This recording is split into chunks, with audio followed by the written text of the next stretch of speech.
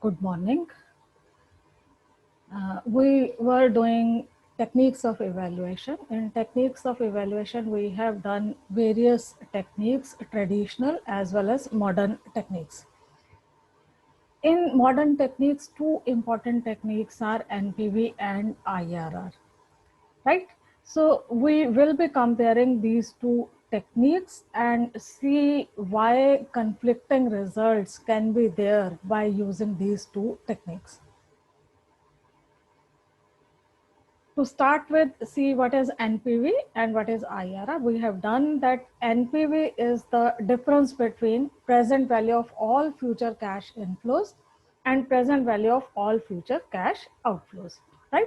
So NPV formula, this formula you can use to calculate NPV. NPV is sum of present value of all future cash inflows minus sum of present value of all future cash outflows. So this is the formula for calculation of NPV. If cash flows are in the form of annuity, then using this formula, NPV can be calculated. IRR, we have done that it is the discount rate which equates present value of all cash inflows from a project to present value of its cash outflows. So at IRR rate, NPV of the project is 0. This is the rate at which present value of cash inflows are equal to present value of cash outflows. That means NPV at this rate will be equal to 0. So IRR gives you the effective return on the proposal. Both the techniques are modern techniques and both the techniques are based on cash flows. These are considered to be best techniques. Both the techniques are based on cash flows and not on the accounting profits. So whatever limitations are associated with accounting profits, these are not there when we use these techniques. They consider all cash flows occurring throughout the life of the proposal. That means all future benefits and costs, these are considered when we use NPV or IRR. Because we consider present values, so it recognizes time value of money. These are two measure of profitability. In accept reject situations, that means in independent project situations, both the techniques will give same results. And these techniques, we say these are consistent with shareholders wealth maximization objective, right? Now we can do these two statements. The first one is, while evaluating single project with conventional cash flows, both NPV and IRR methods, they give identical results, right?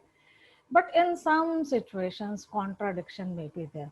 If we are using NPV or IRR, the results may be contradictory. So we have to see what are the situations where these techniques are giving same results and what are the situations where contradiction in results may be there, and how to solve this contradiction. Starting with single project with conventional cash flows. What is single project? Single project is nothing but the independent project. You are not comparing the project with any other project. This is independent project except reject situation. And what are conventional cash flows? Conventional cash flows, we say, are the cash flows where a single cash outflow at zero period is followed by a series of cash inflows. So in the beginning, cash outflow is there, and after that, no cash outflow we are considering, only cash inflows are there. So one minus is followed by all plus. This situation is known as conventional cash flow situation. Single project means independent project. Conventional cash flows means investments where cash outflows are confined to zero period only, followed by a series of inflows. And non-conventional investment is one which has cash outflows mingled with cash inflows throughout the life of the proposal. That means plus minus outflow and inflows, they may occur at any point of time. This is known as non-conventional investment. In single project with conventional cash flows, both NPV and IRR techniques give identical results. We can check this. See, the decision criteria in IRR, Whenever IRR is more than K0, you will see that NPV will be positive. So in this situation, you can accept the proposal. Both the criteria, they are giving green signal. We can accept the proposal. When IRR is equal to K0, NPV will be equal to 0. You usually we reject the proposal. वैसे this is indifferent point situation, but usually proposal is rejected. When IRR is less than K0, NPV is negative, we reject the proposal. We can check this with the help of this diagram. This is the NPV curve. On x-axis, we have taken cost of capital. On y-axis, NPV. See this point. At this point, NPV is 0. This is known as IRR point. To the left of this point, cost of capital is less than IRR, right? And NPVs are positive. So whenever IRR is more than cost of capital, see this point K2. At this point, IRR is more than cost of capital, NPV is positive, you can accept the proposal. At this point, IRR is equal to K0, NPV is 0. This point is indifferent point situation. To the right of this point, cost of capital is higher than IRR. If any cost of capital we take to the right of this point, so cost of capital is more than IRR, and C, NPVs will be negative. So if cost of capital is more than IRR and NPV is negative, you have to reject the proposal. So both the techniques, they are giving same result, right? Problem arises when any of this situation is missing. Either cash flows are non-conventional or it is not independent project situation, then these two techniques may give contradictory results. In independent projects with conventional cash flows, both NPV and IRR give same results, but problems may come when cash flows are unconventional or projects are mutually exclusive projects. That means independent project situation is not there. To start with unconventional cash flows, in non-conventional or unconventional cash flows, we may face a situation of multiple IRR or indeterminate IRR, right? So first situation, in non-conventional cash flows, the procedure may give more than one IRR. Now question arises, which of the IRR is correct? None of these IRRs are correct. You can see this diagram. This is a situation of multiple IRR. Non-conventional cash flows may NPV curve usually is in the form, it is in the form of curve. It is not a straight line, right?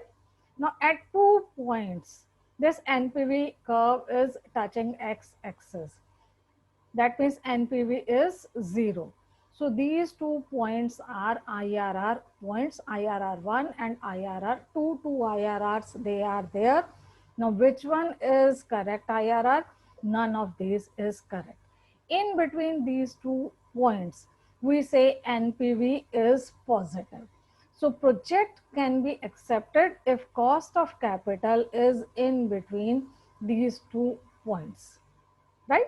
So on the basis of NPV only, positive NPV only, project can be selected. IRR technique breaks here. Another situation can be there of indeterminate IRR. That means at no point NPV value is reaching 0. NPV curve is either above the horizontal axis or below the horizontal axis. At no point it is touching horizontal axis. This is the situation. Situation of indeterminate IRR. At no point NPV curve is touching x-axis. That means NPV is not 0, no IRR is there. Again, in this situation, only on the basis of NPV we can make the decision. Now, how to solve this problem? If you want to solve this problem, then extended IRR can be used. What we can do, we can convert all future cash outflows to 0-year value. by multiplying them with present value factors. That is, bring all future cash outflows to zero period. How this is to be done? Multiply these with present value factors. Now sum these values. Now you will be having one single cash outflow followed by a series of cash inflows. So bring all cash outflows to zero period. Now there will be one single cash outflow followed by a series of cash inflows, and use this to find IRR. If you use this, then there will not be any conflict in NPV or IRR. See this simple example. Two cash outflows are there at zero period and at the end of second period, and one single cash inflow at the end of first period is there. In this situation, if you solve it for IRR, at 2 points NPV is 0% and 62%. That means two IRRs, they are there. And none of these IRRs, they are right IRRs. What we can do? Taking K0 at 15%, take all cash outflows to zero period. We can multiply this cash outflow with present value factor 15% for 2 years. So sum of present value of cash outflows is 1783. Now single cash outflow at zero period followed by one cash inflow at the end of first period. IRR is the rate at which present value of cash inflow is equal to present value of cash outflow. Equating these two, present value factor is 0.849. Look for this value in present value table in row of 1 year. At 18%, the value is 0.847. That means IRR is about 18%. Now single IRR is there, and this is the correct IRR. That means to solve the problem, we need to bring all future cash outflows to zero period and then equate present value of cash outflows to present value of cash inflows. Now second situation where NPV and IRR may give contradictory results. This situation is situation of mutually exclusive projects. In case of mutually exclusive projects, these two techniques may give contradictory results because of three problems. One is size disparity problem. That means both the proposals, they have difference in scale of investment. Second, time disparity problem. That means difference in timing of cash flows of proposal that is there. If difference in timing of cash flows is there, then problem arises because of different reinvestment assumption in NPV and IRR. And third one is life disparity problem. That means difference in life of the proposal. One by one, we can take these problems. First one, size disparity problem. NPV being an absolute technique is affected by size of the proposal. Whenever size of the proposal increases, then usually NPV rises. But IRR being a relative measure may or may not rise, right? So higher the amount of investment, usually higher would be the NPV. But IRR deals with relative return. It usually ignores size of the proposal. See this example. Two proposals A and B are there. Cash outflow is higher in case of B. It is 7,500 in B, 5,000 in A. Cash inflows. Taking cost of capital at 10%.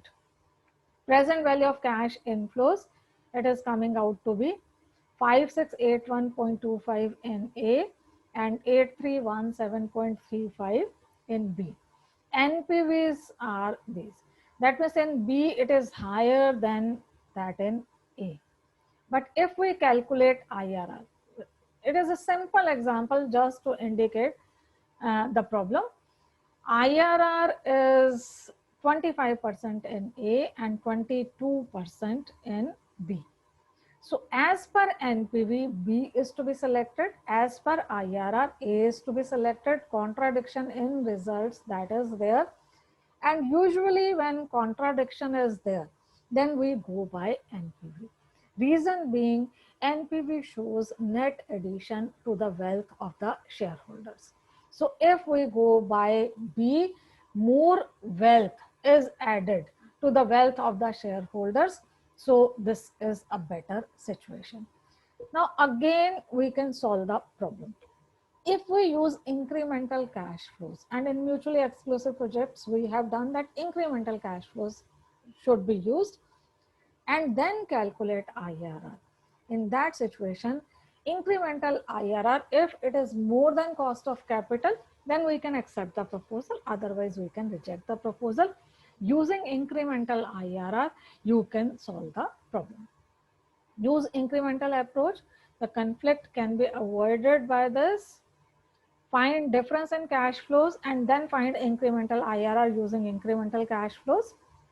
If incremental IRR is more than cost of capital, accept the proposal with greater outlay, because it shows that by spending more, you are getting an effective return which is more than cost of capital. See this example. We have done up to this. Contradiction in results. Now in this column, I have taken incremental cash flows. Incremental outflow is 2500, B minus A. Incremental inflow is 2900, K0 10%. Present value factor 10% for 1 year, 0.909. This is present value of cash inflows. See, incremental NPV is 136.1. That means by spending more, you are getting incremental NPV. It should be accepted. B should be accepted. For IRR, present value factor is 0.862. Look for this value in present value table in row of 1 year. IRR is coming out to be 16%. See, this IRR is incremental IRR. That means by spending more, you are getting additional return of 16%. This incremental IRR is more than K0. You can go for the project with higher outlay. That means B can be accepted. Now there is no contradiction. Both the techniques are giving us same results, right? So to overcome the problem, size disparity problem, you can use incremental approach. Second problem is time disparity problem. That means difference in flow of cash flows is there. In one proposal, higher cash flows are there in the beginning years. In other proposal, cash flows are more in the later years. If this situation is there, because of different reinvestment assumptions in NPV and IRR, contradiction in results may come. In NPV, we assume that all future cash inflows, they will be reinvested at cost of capital.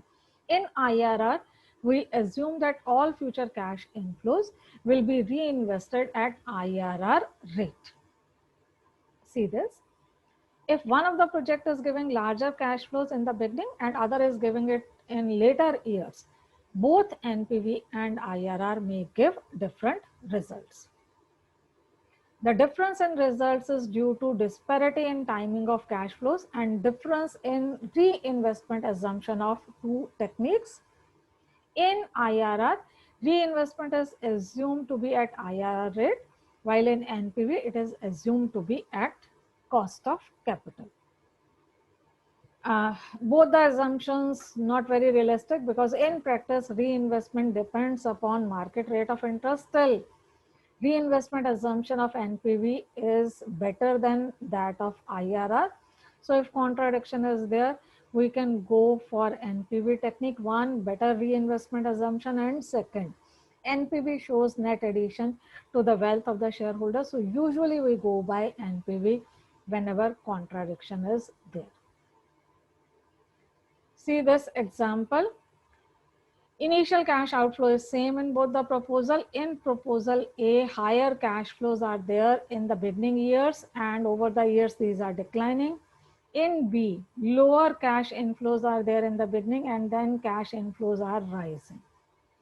If you calculate NPV at 8%, it is higher in proposal B, and IRR if you calculate, it is higher in proposal A.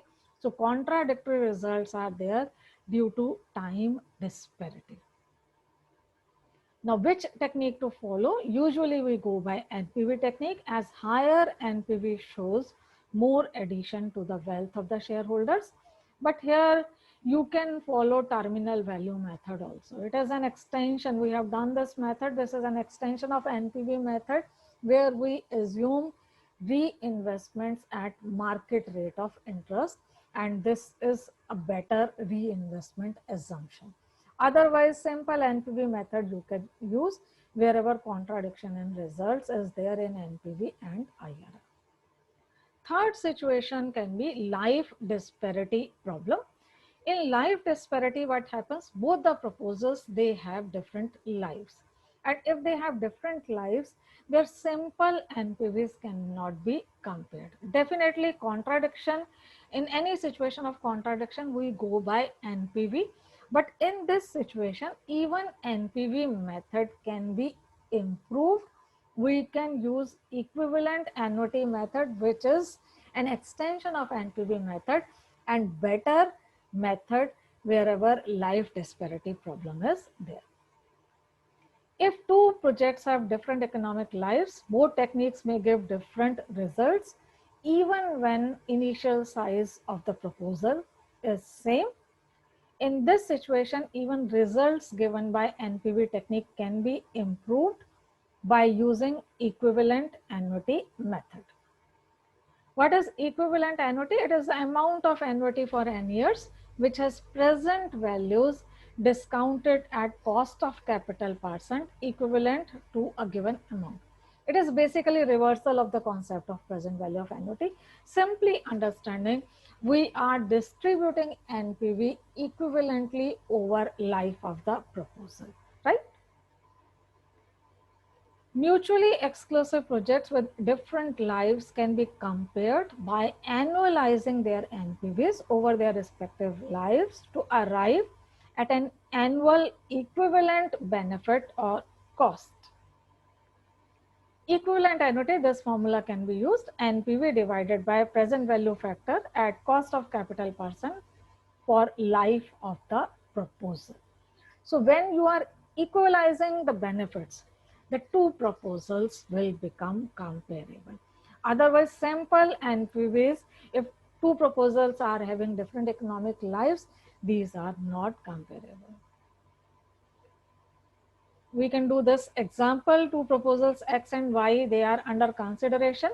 Project X has an initial cash outlay of 24,000 and is expected to give rupees 14,000 over its life of 3 years, while project Y has an initial outlay of 44,000 and is expected to generate series of cash inflows of rupees 16,000 per annum for 5 years.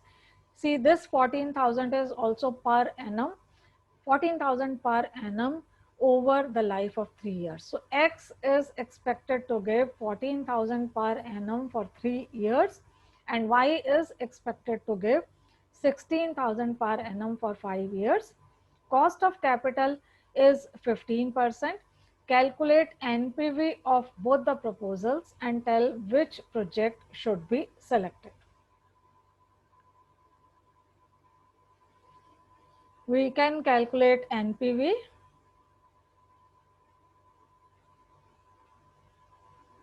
NPV, because cash inflows are in the form of annuity, you can use present value of annuity factor to find present value of cash inflows. So in case of X, NPV is 7962.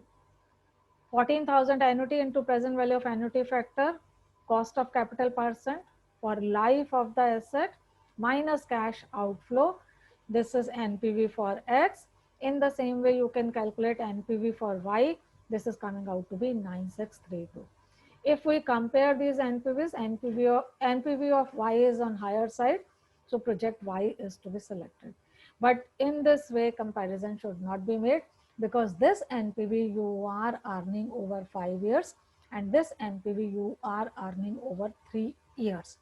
Difference in economic lives of the proposal, that is there. If this situation is there, life disparity problem is there, then you should calculate equivalent annuity. Equivalent annuity is NPV divided by PVAF, K0% for n years. So for X, this is coming out to be 3488. You can also calculate present value of perpetuity for X. Present value of perpetuity for X, in this we are assuming that this annuity is there up to perpetuity. That means after every 3 years you are reinvesting and again generating this amount, and this will go up to perpetuity. If this annuity is there up to perpetuity, present value of perpetuity will be equal to equivalent annuity divided by cost of capital percent. We have done this in mathematics of finance also. Present value of perpetuity is cash flow divided by the discount rate. So using this formula, present value of perpetuity for X is coming out to be 23,253. Same can be calculated for Y. Equivalent annuity for Y is coming out to be 2873. This is less than that for X. That means as per equivalent annuity method, X proposal is better than Y proposal. We can calculate present value of perpetuity for Y also, and this is coming out to be 19,153. Again, this is higher in case of X.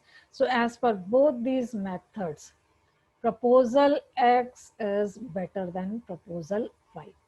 See, when we used simple NPV, then we found that proposal Y is better, but a better method, equivalent annuity method, if we use that method, then the results are different. Now the result is X is better than Y, right?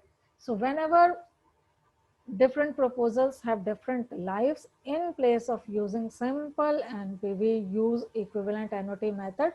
Practical question may come on this portion. Equivalent annuity per usually practical question comes. So this is to be kept in mind.